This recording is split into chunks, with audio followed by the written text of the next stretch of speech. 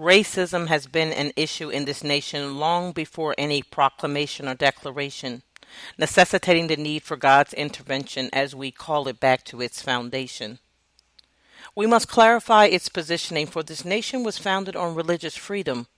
Come as you are and do as you please, for there is no longer the requirement for bending one's knee. For personal is your belief, and here you may practice belief as you please. I believe in calling a spade sounds like idolatry to me.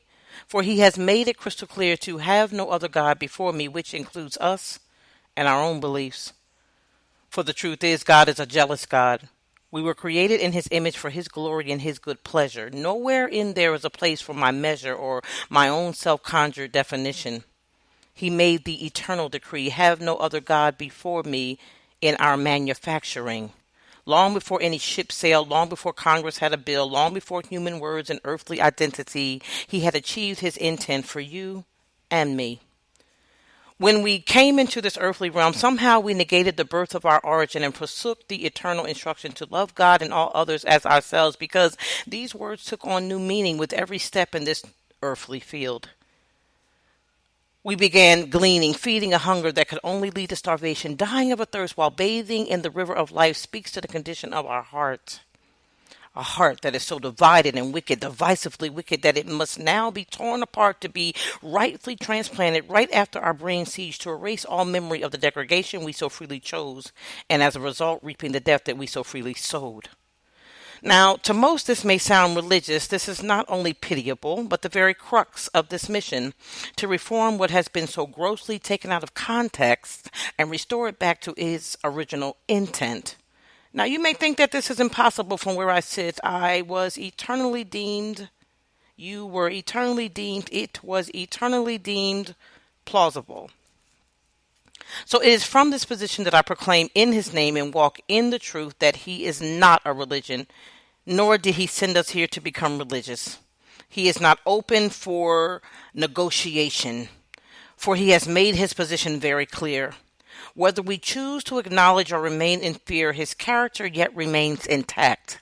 He created them equally, brown, orange, red, white, and black. When he did, we each possessed a heart innately his, and destined to march to his beat, to seek him and pursue his trail that was laid long before we embraced our subliminal braille. Every time we align ourselves with what seems right from our perspective, we forego the opportunity to see it from his, negating his purpose in our creation. Humanism is a major idolatry, for it embraces the concept of simply embracing, celebrating me and my self-determined brilliancy with no thought of God's being.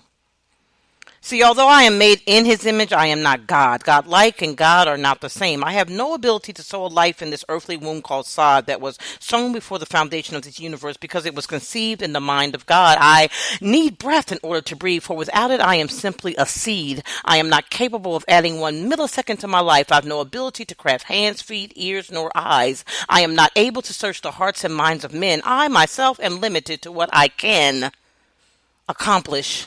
As long as I am seated as the authority of man and all he was created to be, how can I possibly define man being man unless I was the creator of such a plan?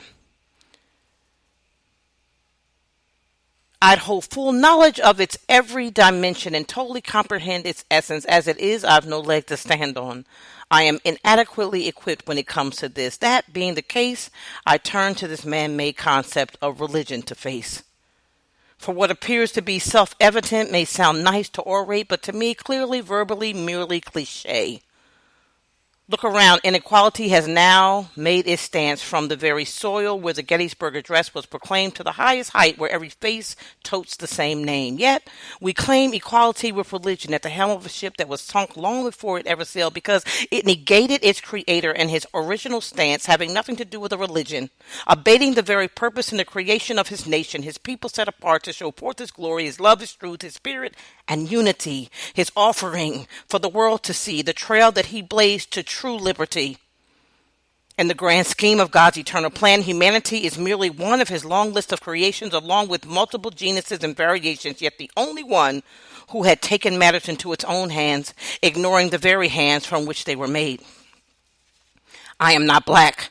I am not a Christian. I am not of African descent, for I was heaven sent, earthbound with his message of love, his only weapon and my only purpose. I stand before you today. I stand before you today because there is hope. Because God still sits high and he still looks low. He reigns on the just as well as the unjust, and man is still destined to return to dust.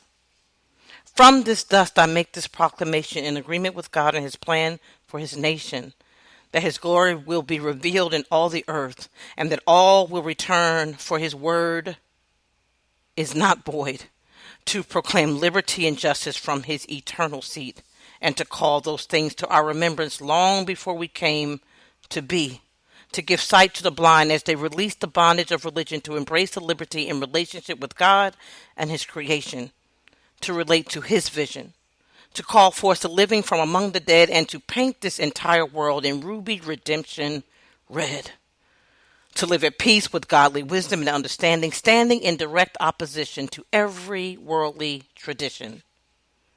For it is from this place his realignment will occur. Every knee will bow to him, and every tongue will confess him to be King of Kings and Lord of Lords from the heart. It is in his name that I decree we were born free, not just free at last, but free indeed.